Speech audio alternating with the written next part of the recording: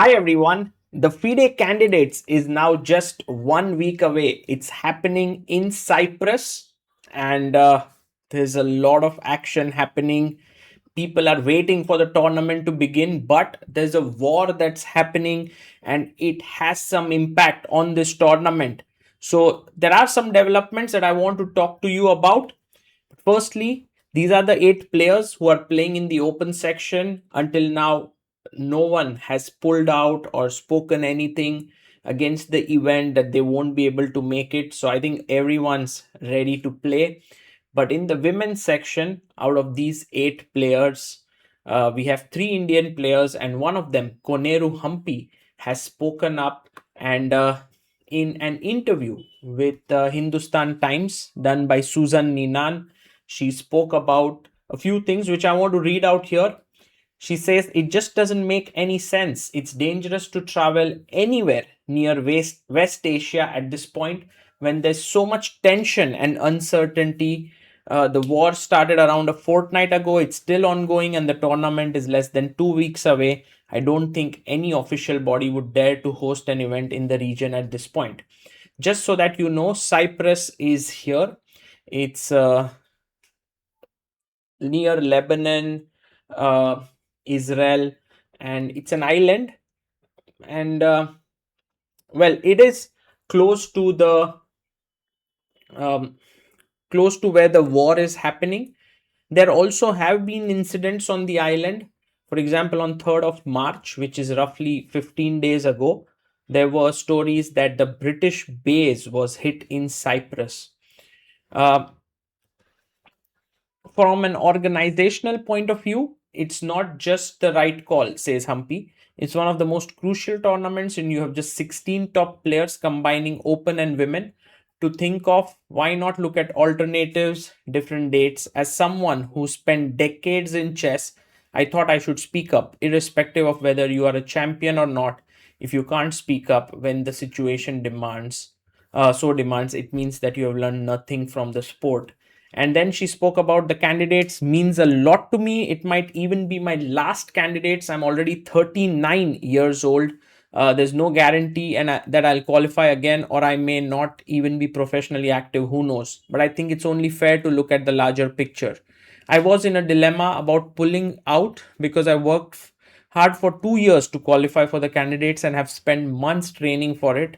I've been following the news closely, speaking to family and friends. I don't think it makes sense to risk yourself to play one tournament. And she says that I'll be flying via Frankfurt instead of Doha in case things improve and there's a ceasefire. I have the right to play till the last moment, and I wanted to be ready for the tournament at this point, though it doesn't seem like the situation is getting any better. At the end of the day, life is bigger than the sport. So just so that you know, flights from India, if the best way, or the best route was to go via UAE, Dubai, or Qatar, the stopover, and then to Cyprus, there were flights and it wasn't so expensive. But now that these routes are closed down because of the war, many flights are getting cancelled. So then you have to travel all the way to Frankfurt, which is in Europe, and then come back to um, to Cyprus. There's also another way to go. I think you can go to Turkey, Istanbul, and then come to Cyprus. But from Istanbul, you can only come to North Cyprus. You can't go to South Cyprus. But the tournament is happening in South Cyprus, in Cape St. George's. That's the resort there. And so it's a little bit complicated.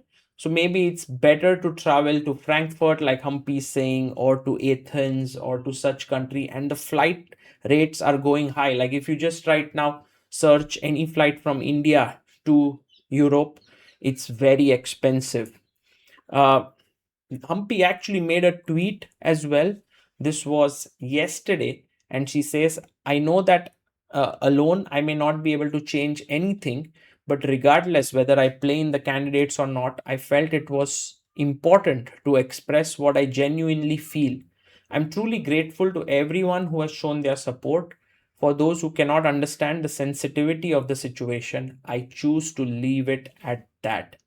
So I guess Humpy will have to make a decision whether she'll be playing or not. But we hope that she makes the decision that really makes her feel comfortable, because I think it's a very, very important thing for her. Sometimes of course, the candidates is important, as Humpy says, and sometimes when you are not mentally ready for it, it becomes very difficult to play. So if Humpy decides to play, that would be amazing. That would be just incredible. But I was just checking what happens if she decides to pull out. And some of the rules of FIDE says 2.2, if a replacement is needed, then the spot shall be awarded to the next unqualified player of the FIDE Women's Event 2024-25. And that is interesting because the FIDE Women's Leaderboard is this way right now, and Humpy is actually topping it. So, but she's qualified. So then you go to the next, then you go to the next, and can you believe it? Because all the players in this list have actually qualified to the candidates. You have Humpy through World Cup, Tanjongi through World Cup, Zuziner through Women's Grand Prix, Goryachkina through Women's Grand Prix, Vaishali through Grand Swiss, Katrina Lagno through Grand Swiss. Bibisara was first at this FIDE event circuit. Divya Deshmukh was first at World Cup. So that leaves Anna Muzichuk. I guess if Humpy doesn't play, then Anna Muzichuk would get an opportunity to play here. Well, as an Indian fan, I hope that Humpy plays. It'll be amazing.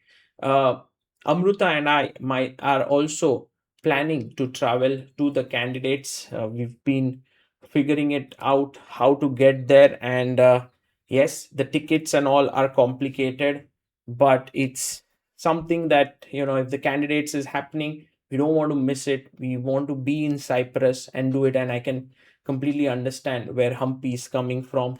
I will be looking forward to how the story develops, and I'll be looking forward to your thoughts.